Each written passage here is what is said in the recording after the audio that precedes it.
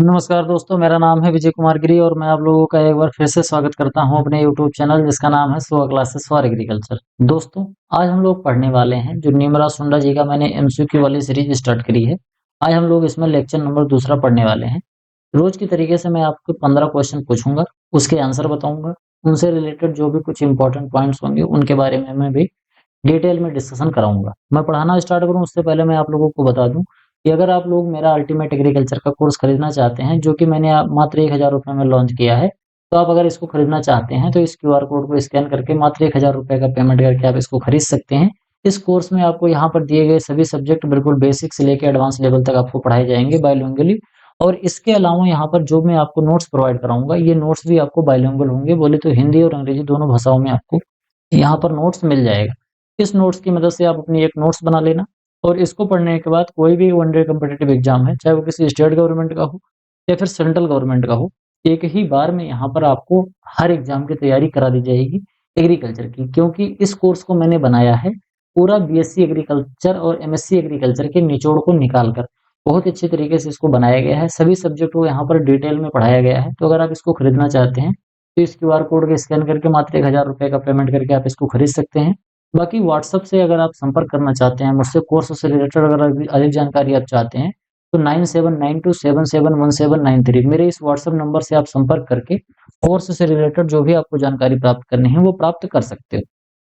चलिए अपने टॉपिक पर वापस आते हैं, देखते हैं सबसे पहला क्वेश्चन हमारा क्या है। सबसे पहला क्वेश्चन है, होमो इरेक्टस पेकिनेंसिस ने आग का उपयोग और नियंत्रण कब सीखा था? कहने का मतलब ये है कि आग की खोज कब करी गई थी, आग का नियंत्रण कब किया गया था आदमियों की तरह। जैसे आग की खोज का तो कोई हमारे पास सबूत नहीं होता है, क्योंकि आग पहले बहुत समय पहले भी जब हम लोग नहीं जानते थे आग पर नियंत्रण करना, तो उस समय पर भी जंगलों में आग लगती थी। हम यहाँ पर बात कर रहे हैं कि आग का कैसे उपयोग किया जाए और आग पर हम नियंत्रण कैसे पाएँ, यानी कि जब हमको ज़रूरत हो तो आग कैसे जलाएँ और जब हमें ज़रूरत ना हो तो आग को हम कैसे बुझाएँ। इस पर नियंत्रण आदमी ने कब पाया था? आपके ऑप्शन इस तरीके से हैं, 1.5 मिलियन वर्ष पूर्व, 0.5 मिलियन ईयर एगो, 10,000 बीसी या फिर 32,000 ईयर्स, यानी कि आज से 32,000 साल पहले। तो इनमें से कौन-सा ऑप्शन सही है? तो इसमें सबसे जो आपका राइट आंसर है वो है ऑप्शन नंबर बी। बोले तो 0.5 मिलियन ईयर एगो पर हमने आग पर काबू करना और आग का उपयोग करना सीखा था। अब यहाँ पर ध्यान से समझना, यहाँ पर आपको जब पढ़ोगे तो आपको मिलेगा बीसी और एक मिलेगा एडी। मैं आपको मोटा-मोटा बता दे रहा हूँ। बीसी का क्या मतलब होता है? बिफोर क्राइस्ट, यानी कि ईसवी पूर्व, और एडी का मतलब होता है ईसवी। इसको हिंदी में साफ-साफ लिखते हैं ईसवी और इसको लिखते हैं क्या? ईसवी पूर्व लिखते हैं। ईसवी पूर्व। ध्यान से समझना, जो हमारा अंग्रेजी वाला कैलेंडर होता है, इसमें स्टार्ट किया जाता है जब ईसा मसीह का जन्म जिस दिन हुआ था। ईसा मसीह के जन्म को 1 जनवरी सन 1 माना जाता है। इसके अगर पहले की बात है, ठीक है, यहाँ पर मान लेते हैं ईसा मसीह का जन्म हुआ तो क्या है, 1 जनवरी सन 1 है। और इसके बाद ये चलते-चलते आज आ गया है हमारा सन 2026 आ गया है, ठीक? यहाँ हम इस समय 4 जनवरी को मैं वीडियो रिकॉर्ड कर रहा हूँ, 5 जनवरी को आपको मिलेगा, तो 5 जनवरी 2026 तक हम पहुँच चुके हैं। तो यहाँ से लेके यहाँ तक हम जब चल रहे होते हैं, तो इसको हम बोलते हैं एडी, इसको हम हिंदी में ईस्वी बोलते हैं, ठीक? जब हम इसके पीछे जाते हैं, तो इस पीछे जानते समय भी हमारा बढ़ता है, ठीक? जैसे आज से 10 साल पहले, 20 साल पहले, 25 साल पहले, यानी कि ईसा मसीह के जन्म से 25 साल पहले, 30 साल पहले, 1000 साल पहले, इस तरीके से जब हम पीछे जाते हैं, तो उसको हम बीसी बोलते हैं, बिफोर क्राइस्ट, ठीक? बिफोर क्राइस्ट यानी कि ईसा मसीह के जन्म से इतने साल पहले, तो इसको ईसवी पूर्व लिखा जाता है। तो यहाँ पर हम किसकी बात कर रहे हैं? यहाँ पर हम बात कर रहे हैं इस टाइमलाइन की। तो आई होप आपको टाइमलाइन समझ में आया। जैसे-जैसे हम आगे बढ़ते हैं, तो बीसी हमारा घटता जाता है। यानी कि अगर हम बोलें कि ईसा मसीह के जन्म से 5000 साल पहले, ईसा मसीह के जन्म से 5000 साल पहले, यानी कि 5000 ईस्वी पूर्व अगर हमने बोल दिया, तो 5000 ईस्वी पूर्व का क्या मतलब है? 2026 तो ये वाला, यहाँ से लेके यहाँ तक 2026 साल तो ये हो गया। पीछे हम चले गए 5000 साल ये हो गए, तो दोनों को हम जोड़ देंगे तो कितना हो जाएगा? 7026 साल। कितना? 7026 साल पहले की बात हो रही है। अगर 5000 ईस्वी पूर्व की बात हो रही है तो मतलब 7026 वर्ष पहले की बात हो रही है। अगर मैंने बोल दिया मान लो कि 7000 ईस्वी पूर्व, तो 7000 ईस्वी पूर्व का सीधा-सीधा क्या मतलब हो जाएगा? यानी कि और पीछे चला जाएगा, जैसे मान लो 5000 ईस्वी पूर्व यहाँ आ रहा था, तो 7000 ईस्वी पूर्व यहाँ आएगा। यानी कि 7000 ये हो गया और 2026 ये हो गया, यानी कि 9026 वर्ष पूर्व की बात हो रही है। तो इसमें जैसे-जैसे हम पीछे जाते हैं तब टाइम बढ़ता है, नंबर बढ़ता जाता है और यहाँ पर जैसे-जैसे हम आगे आते जाते हैं, तब हमारा टाइम बढ़ता है। जैसे 26, 27, 28 ऐसे हमारा आगे बढ़ता जाएगा और इसमें जैसे-जैसे हम पीछे जाते हैं, वैसे-वैसे बढ़ता है और ये बीच में हम इसको मान लेते हैं ईसा मसीह का जन्म। तो समझ गए इतना बात? बीसी और एडी आई होप आपको समझ में आया होगा। तो यहाँ पर हमारा जो पहला क्वेश्चन था, वो था 0.5 मिलियन ईयर अगो आग पर हमने काबू पाया था। आग के उपयोग के बारे में हमको यहाँ पर जानकारी मिल गई थी। ये कब मिली थी? 0.5 मिलियन वर्ष पूर्व। अब जब आग का हमने नियंत्रण पा लिया, तो आग का नियंत्रण पाने के बाद फिर हमने क्या किया कि जो मांस खाते थे, हमारे पूर्वज जो होते थे, जो मांस खाते थे, तो वो मांस को पका के खाने लगे। जब हम कोई चीज़ पका के खाते हैं, तो वो बहुत आसानी से हम चबा पाते हैं और आसानी से हमारे उदर में वो जाके पच जाता है। तो इसलिए फिर लोगों ने पका के खाना शुरू कर दिया और धीरे-धीरे बुद्धि का और मस्तिष्क का विकास होता गया और हमने अन्य तरीके के औजार भी बनाने शुरू किए। पहले जो औजार हुआ करते थे वो पत्थर के और एक चकमक पत्थर आता है, जो कि अगर उसको हम तोड़ते हैं चकमक पत्थर को तो बहुत शार्प उसमें नुकीले पत्थर होते हैं। वो उसको जब तोड़ते हैं तो बहुत पतले-पतले उसमें धार बन जाती है। तो उन्हीं पत्थरों की मदद से पहले लोग शिकार किया करते थे। आगे हम बात करते हैं, हमारा अगला क्वेश्चन है, ईरान और इज़राइल में शिकार के लिए कुत्तों का सबसे पहले पालन किया गया था।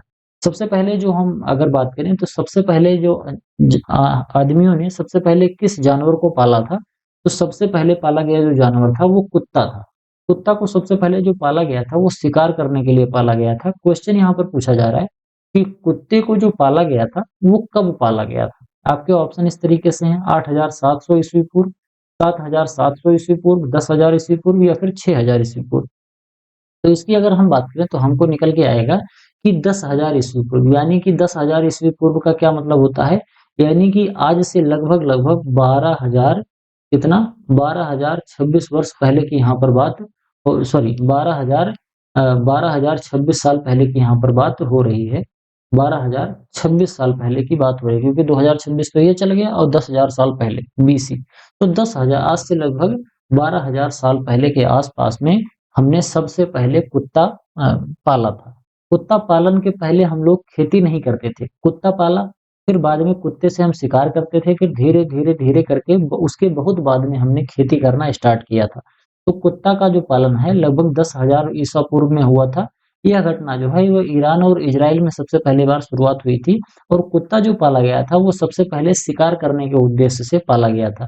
शिकार करता था कुत्ता और बीज को इकट्ठा करने का काम करता था। इसके बाद में लगभग-लगभग आप ऐसे समझो कि लगभग-लगभग 1300 साल बाद बोले तो 8700 ईसा पूर्व के बाद तब आदमी ने क्या किया? कुत्ते के बाद फिर आदमी ने भेड़ पालन स्टार्ट किया था। इसके बाद हम बात करते हैं तो आदमी ने गेहूँ की और जौ की खेती करना कब शुरू किया था? आज से 7000 लगभग 7700 ईस्वा पूर्व में या फिर 4400 ईस्वा पूर्व में या फिर 4000 ईसा पूर्व में या फिर 3500 ईसा पूर्व में। तो जो गेहूँ है और जो जौ की खेती स्टार्ट हुई थी, वो स्टार्ट हुई थी लगभग 7500 बीसी में। बोले तो लगभग 7500 ईस्वी पूर्व में हमने सबसे पहली बार गेहूँ और जौ की खेती करी थी। कई बार एग्ज़ाम में पूछा जाता है कि आदमी ने सबसे पहले कौन-सी खेती स्टार्ट करी थी? बोले तो सबसे पहले कौन-सी फसल की खेती स्टार्ट करी थी? तो आदमी ने सबसे पहले गेहूँ और जौ की खेती स्टार्ट करी थी। इसके बाद फिर क्या हुआ कि गेहूँ और जौ की खेती स्टार्ट होने से पहले हमने कुत्ता पाला था, भेड़ पाला था और भेड़ के बाद फिर हमने बकरी भी पाली थी।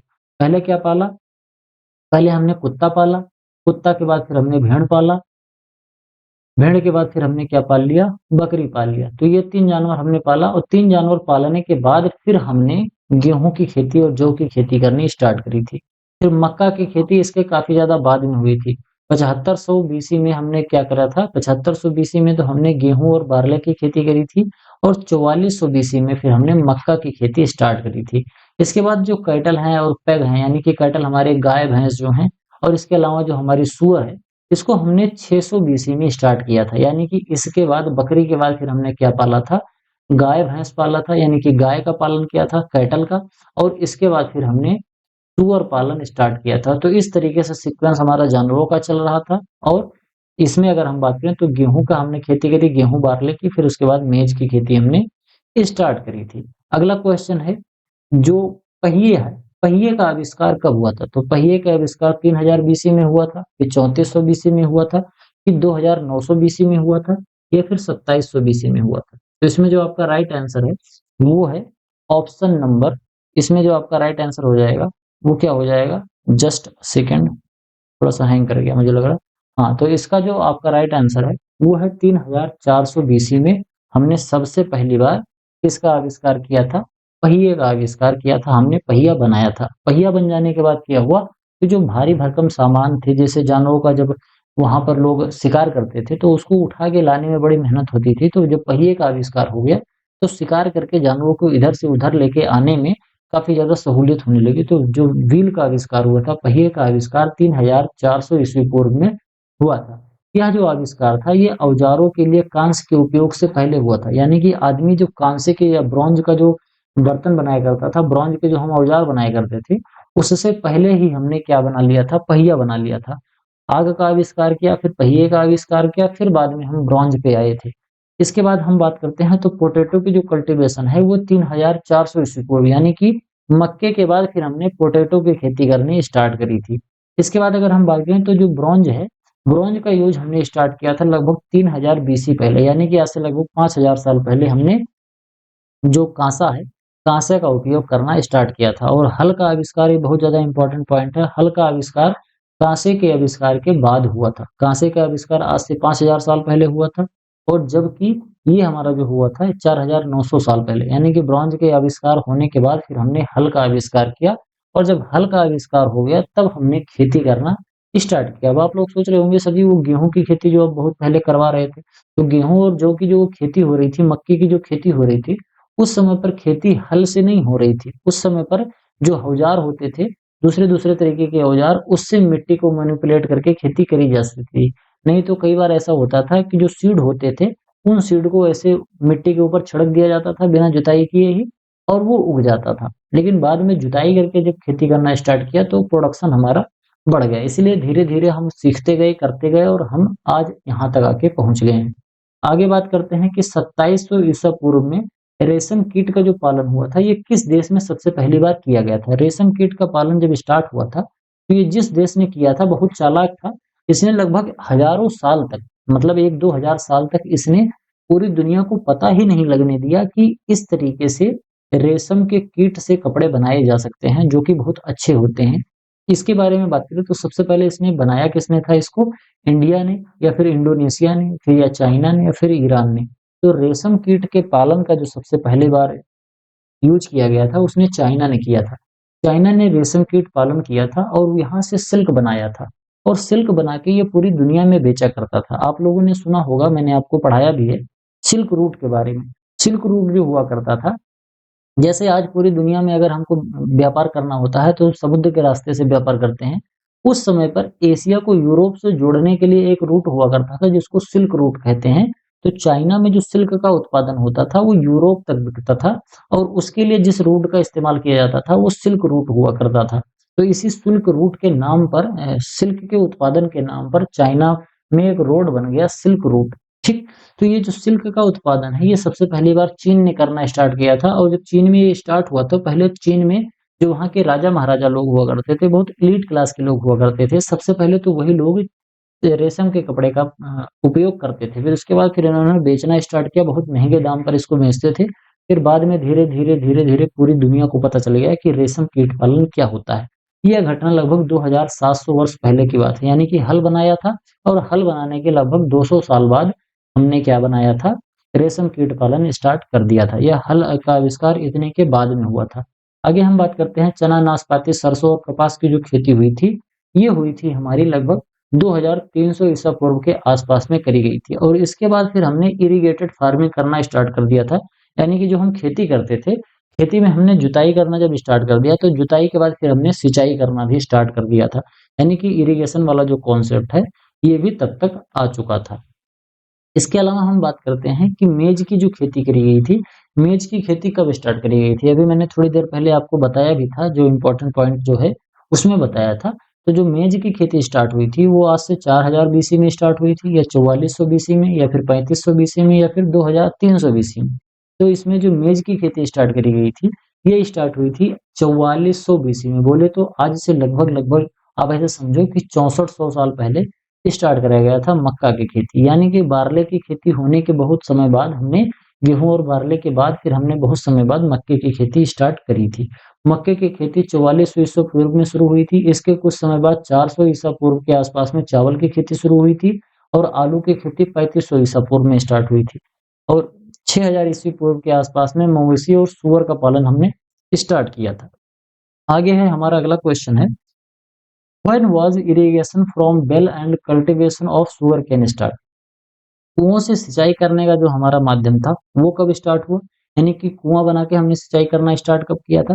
जैसे सिंचाई करना तो हमने 2700 साल पहले ही स्टार्ट कर दिया था, मतलब 2700 ईसा पूर्व में स्टार्ट कर दिया था। लेकिन उस समय जो हम सिंचाई करते थे, वो हम तालाब से और नदियों से करते थे। फिर बाद में हमने कुएं से सिंचाई करना स्टार्ट किया था। वो कब किया था?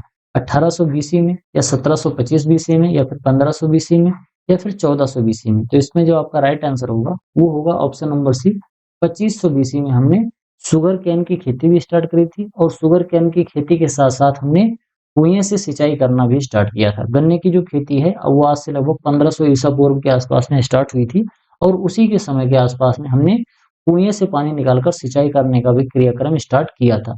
आगे फिर ज्वार की खेती भी 1725 ईस्वी के आसपास में स्टार्ट हुई थी, और जो फिंगर या बाजरा जिसको रागी बोलते हैं, वो 1800 ईसा पूर्व में स्टार्ट करा गया।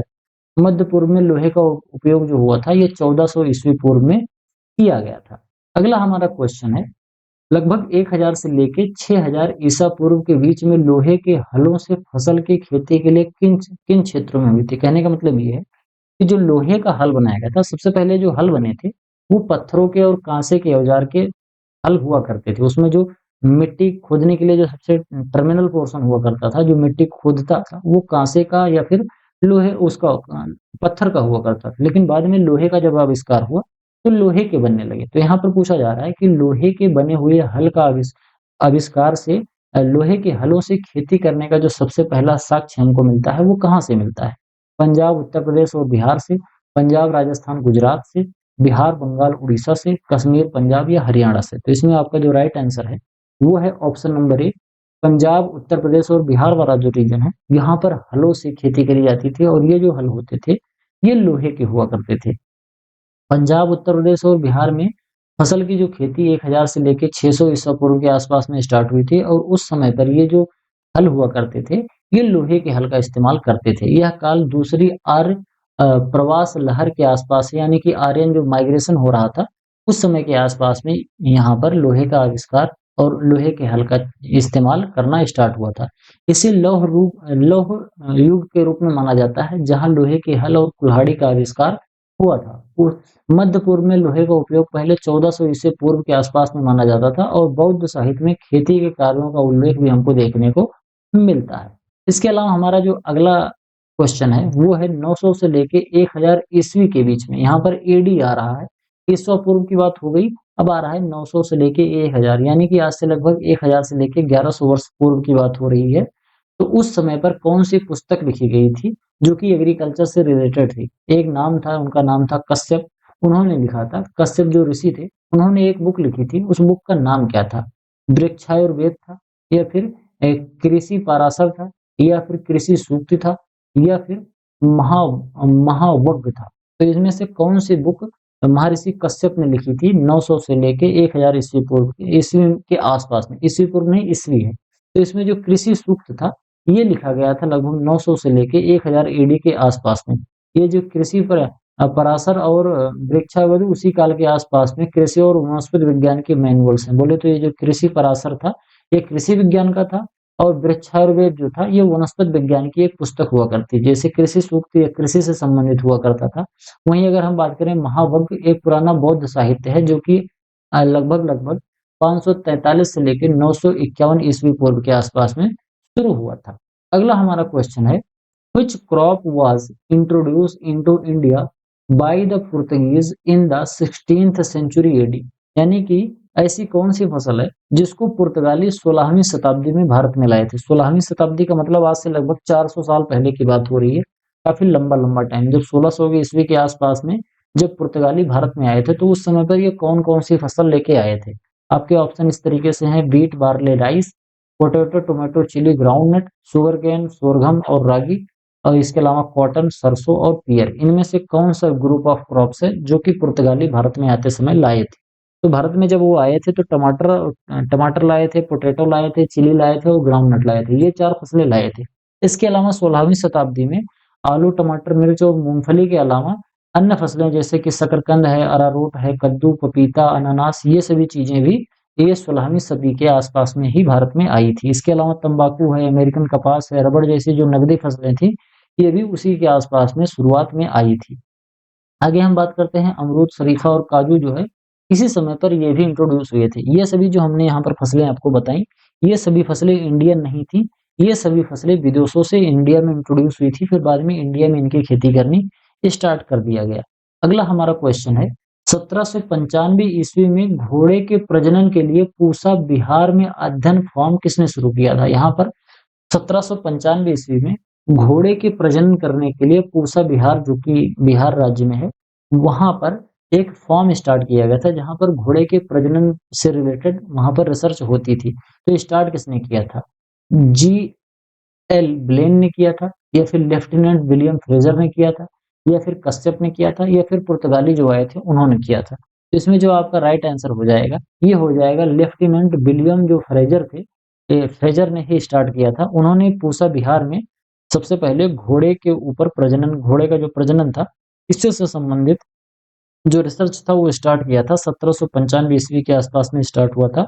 इसका मुख्य जो उद्देश्य था घोड़े के प्रजनन कराना होता था, यानी कि घोड़े की अच्छे से अच्छी वैरायटी हम प्रोड्यूस कर पाएँ, घोड़े से अच्छी नस्ल का उपयोग हम कर पाएँ, अच्छे से अच्छी नस्ल प्रोड्यूस कर पाएँ, जिससे जो घोड़ा हुआ करता था उस समय का यातायात का एक तरीका हुआ करता था। लोग घोड़े से ही चलते थे, घोड़े से घुड़सवारी करते थे, या फिर इक्का तांगा जो होता था, इस तरीके की जो चीजें होती थी वो घोड़े से ही चलाई जाती थी। उस पर रिसर्च करने के लिए 1795 में जो लेफ्टिनेंट विलियम फ्रेजर थे, इन्होंने 1795 के आसपास में पूसा बिहार में घोड़े पे प्रजनन करने के लिए एक रिसर्च इंस्टीट्यूट स्टार्ट किया था, जो फ्लोरा इंडिया है, इसी वर्ष में प्रकाशित हुई थी। फ्लोरा इंडिया एक तरीके का पब्लिकेशन था जो कि 1775 के आसपास में ही स्टार्ट हुई थी। अगला है जीएल ब्लेन, इनको हम कहते हैं वेस्टर्न जमुना कैनाल लेटर इन 1820 एडी, यानी कि जीएम ब्लेड के बाद 1920 में पश्चिमी यमुना कैनाल का निर्माण किया गया था।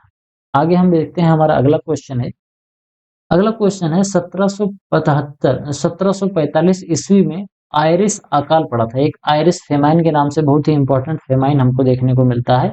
ये 1845 की ईस्वी में आसपास में पड़ा था। इसका कारण क्या था? जो आयरिश में फेमाइन आया था, ये अकाल पड़ा था, इसका वजह क्या थी? ड्रॉट था यानी कि सूखा, या बाढ़ की वजह से ये अकाल पड़ा था, या फिर लेट ब्लाइट ऑफ पोटैटो की वजह से हुआ था, या लोकस्ट के टिड्डी दल के अटैक की वजह से। यहाँ पर जो फेमाइन आया था, जो अकाल पड़ा था, वो किसकी वजह से आया था 1845 में? तो आपका जो राइट आंसर है वो है late blight of potato. Late blight, phytophthora infestans की वजह से जो पोटैटो जो था इसका जो प्रोडक्शन है बहुत ज्यादा प्रभावित हो गया था, और आलू का उत्पादन घट जाने की वजह से लोगों को खाने की कमी हो गई थी, क्योंकि उस समय के लोग आलू बहुत खाया करते थे। तो आयरिश जो फेमाइन था ये 1875 में आया था, जिसका कारण क्या था? ये लेट ब्लाइट ऑफ पोटैटो हुआ करता था। विशिष्ट बीमारी है जिसको हम लेट ब्लाइट कहते हैं। ये 1868 से 1900 के आसपास में अकाल पड़ गया था। इसमें पहले लगभग 1875 के आसपास में ये अकाल पड़ा हुआ था, और इसके आसपास में फिर ये भीषण अकाल कहाँ पर देखने को मिला?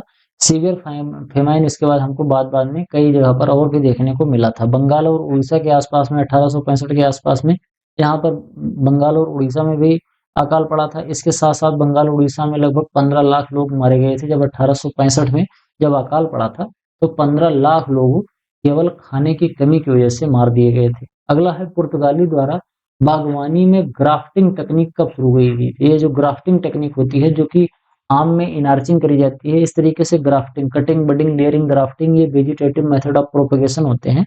उसमें ये जो ग्राफ्टिंग मेथड है ये पुर्तगालीज ने स्टार्ट किया था। तो ये कब स्टार्ट हुआ था? 1550 एडी में, 1600 एडी में, 1500 एडी में, या फिर 1795 एडी में? तो इसमें जो आपका राइट आंसर हो जाएगा वो हो जाएगा 1550 एडी में पुर्तगालीज ने ग्राफ्टिंग का मेथड इस्तेमाल किया था। Portuguese introduce the grafting technique in horticulture. Horticulture में ग्राफ्टिंग टेक्निक का इस्तेमाल किया गया था। हार्टिकल्चर में ग्राफ्टिंग क्या होता है, मैंने आप लोगों को डिटेल में मेरा अल्टीमेट एग्रीकल्चर का जो कोर्स है उसमें मैंने आपको कटिंग, बडिंग, लेयरिंग, ग्राफ्टिंग और इसके तमाम प्रकार के जो टाइप होते हैं सब कुछ वहां पर डिटेल में पढ़ाया है।